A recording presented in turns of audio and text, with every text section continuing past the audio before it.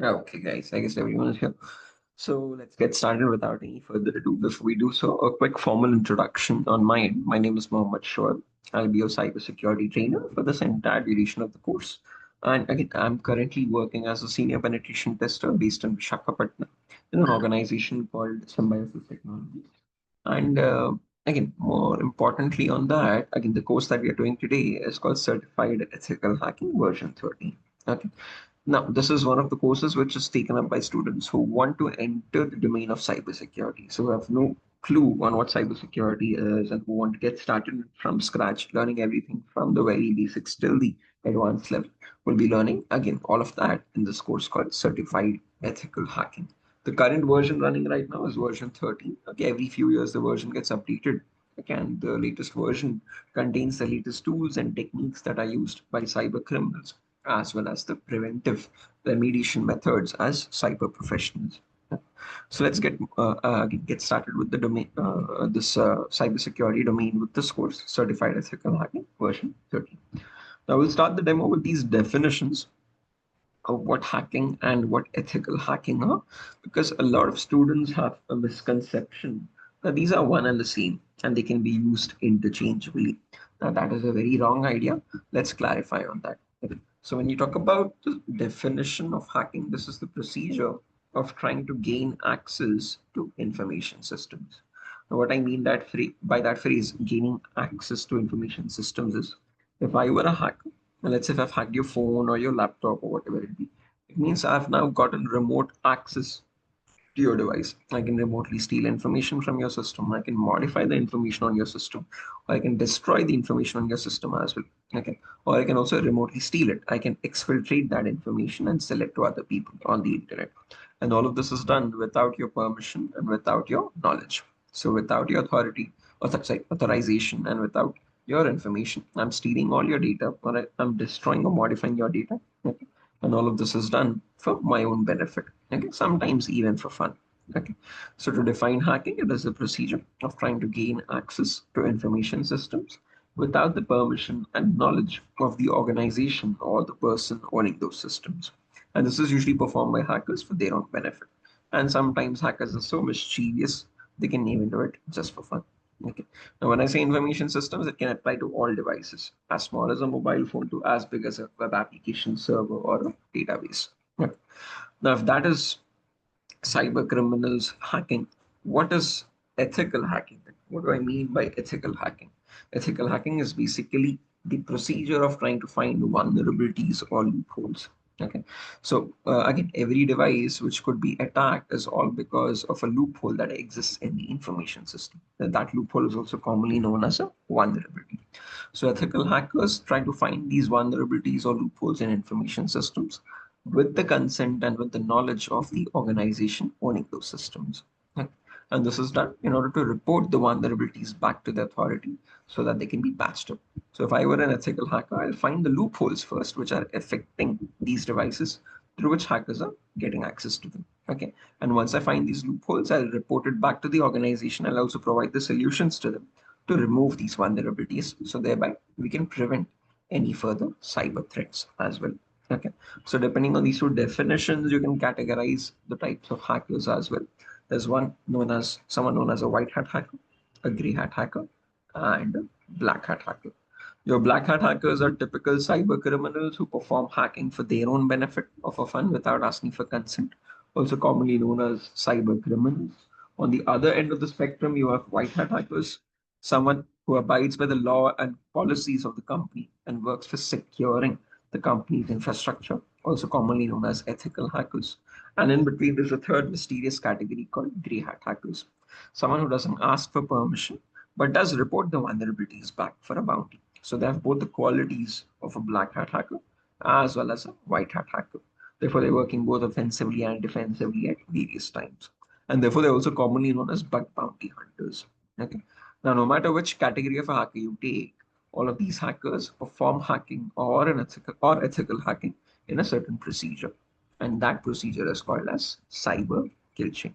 I'm going to discuss what cyber kill chain is now. Just a second, guys. I think there's a call coming from the institute. One second.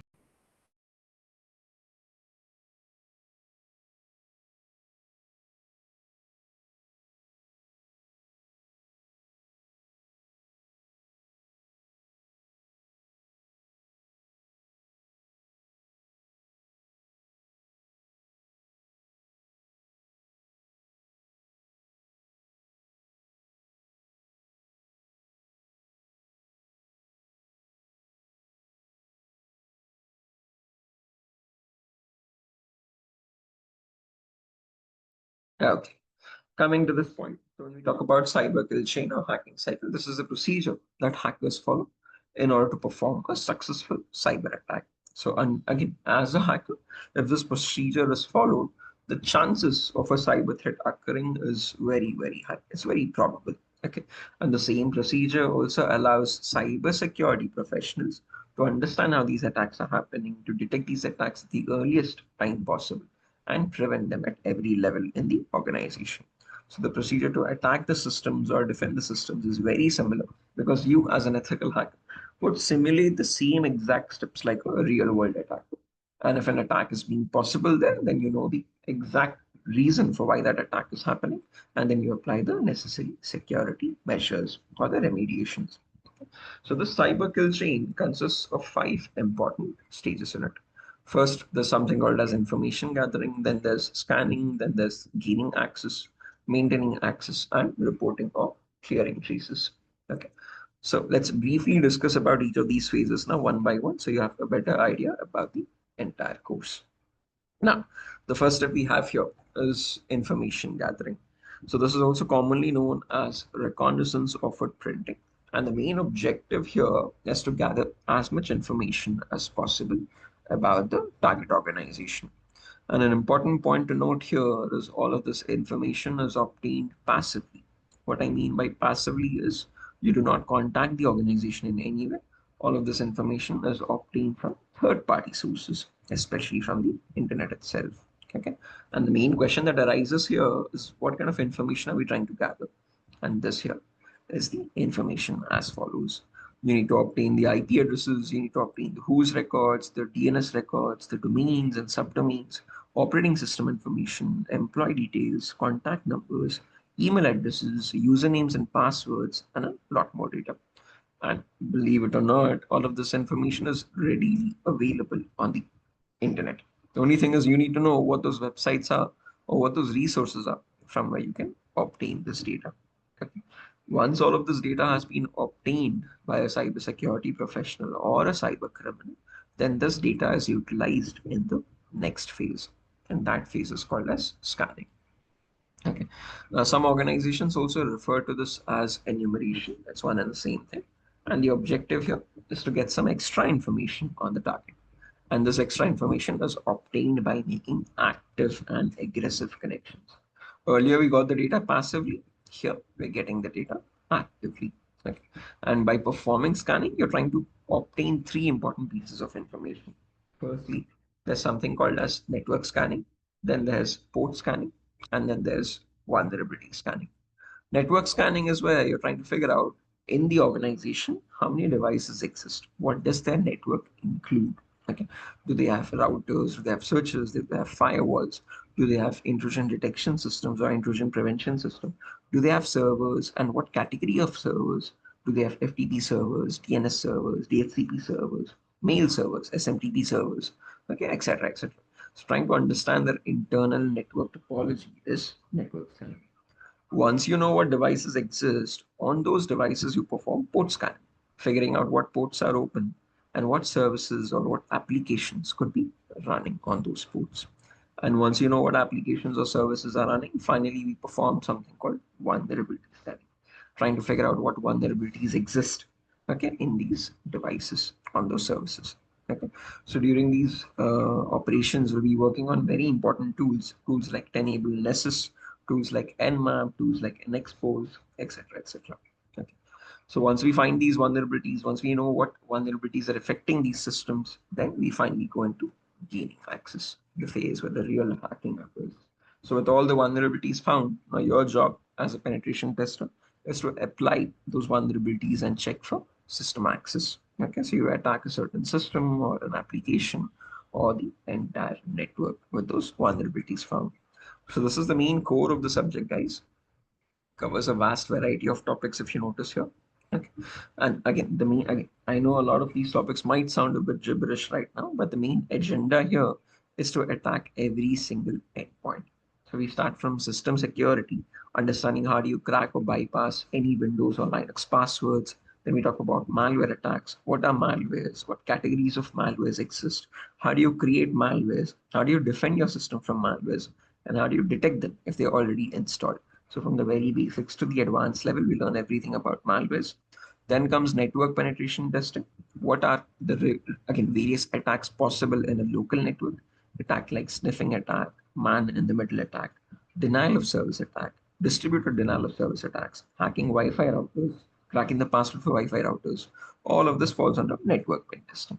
Using these attacks, hackers can capture the data of other users on a network. They can shut down remote servers, or they can basically crack Wi-Fi router passwords as well. Okay. Then comes social engineering, where we learn how to hackers create exact replicas of web pages, whether it be a social media page, a bank login page, a customer portal page, whatever it is. How do hackers create exact replicas and try to steal credentials from other, again, vulnerable victims?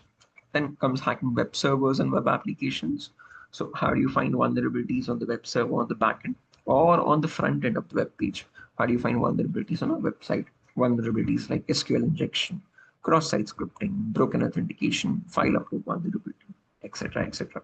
Okay, and then we have evading techniques. If an organization has security measures, firewalls, intrusion detection systems, or intrusion prevention systems, how do you bypass those? How do you get access to the devices or to their internal network by bypassing these security measures? What are the configuration errors to look for in these security devices, which could lead us to bypassing them easily? Is what we learn here. Okay, in evading techniques. Then comes vulnerability assessment. So once you find all the vulnerabilities in these systems, you have to verify those vulnerabilities, attack with those vulnerabilities, and get access to systems. So that is called as vulnerability assessment, assessing every vulnerability and checking if the vulnerability is truly working or not. Okay. And finally, we have hacking mobile phones, where we learn how to attack an Android phone and get remote connections to that Android phone using various applications or Trojans. So as mentioned, in this module, we'll be learning attacking every single endpoint, as small as a mobile phone to as big as a web server or a web application server, the cloud environment, or the databases. Okay, we talk about system security, network security, wireless security, web server security, web application security, firewall security, and even mobile phone security. Every single device that could possibly exist in an internal network in an organization. Okay. Once that is done, then we have the next module called maintaining access. So this is where hackers try to maintain a remote connection to the system, even if the system reboots. Okay. So retaining the ownership of the target and performing various post-exploitation tasks. Okay. What I mean by that is, even if you restart your system, I should still stay connected to you. And then I should use your device as a means of attacking other devices in your network. Okay. That is called as post-exploitation. Okay. And finally, we have clearing traces or reporting, where as an ethical hacker, will generate a report for the organization elaborating how we found the vulnerabilities, what kind of vulnerabilities we found, how do you exploit those vulnerabilities, take advantage out of it, again, what are the solutions to remove those vulnerabilities. Okay. These are also commonly known as POC documents, proof of concept documents, where we tell the company this is how we exactly perform the procedure to attack your systems and get the remote connections. On the other hand, if you're a cyber criminal, you won't be reporting anything at all. Okay, what you do is actually you delete the logs of your operations. Okay, you erase the evidence of your actions and stay anonymous. Okay, or you hide your identity. That is called as clearing traces. And those are the 5 phases of the hacking cycle.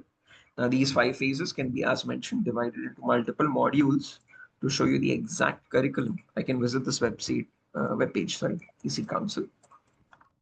This is the official website of the organization. And the course we are learning is from the same exact certification program, CEH. Okay.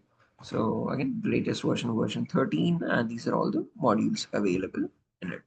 So we'll be following the same exact learning framework and the modules mentioned in this web page here. Okay. Introduction to hacking, information gathering, scanning, enumeration, vulnerability analysis, system hacking, malware threats, sniffing, social engineering, DOS attacks, session hijacking, etc., etc. These are the same exact modules, okay, which we're going to discuss on. And once this course is done, you can start applying for all of these different job roles, especially a penetration tester or a security administrator or infosec analyst level 1 or network engineer or senior security consultant, etc., etc. These are all the job roles that you can apply for once this course is successfully completed. Okay. So yeah, that's a brief intro on what the course is about, guys. This will take a duration of 35 days, where we have classes from Monday to Friday, every day for 1 hour each. Okay, and the batch starts tomorrow at 8:30 p.m. in the evenings. Okay. So any questions on your end, guys? Deshmukh.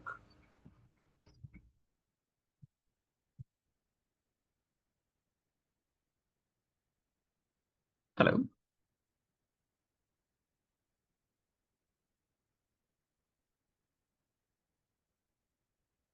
Sai Deshmukh, can you hear me? Am I audible?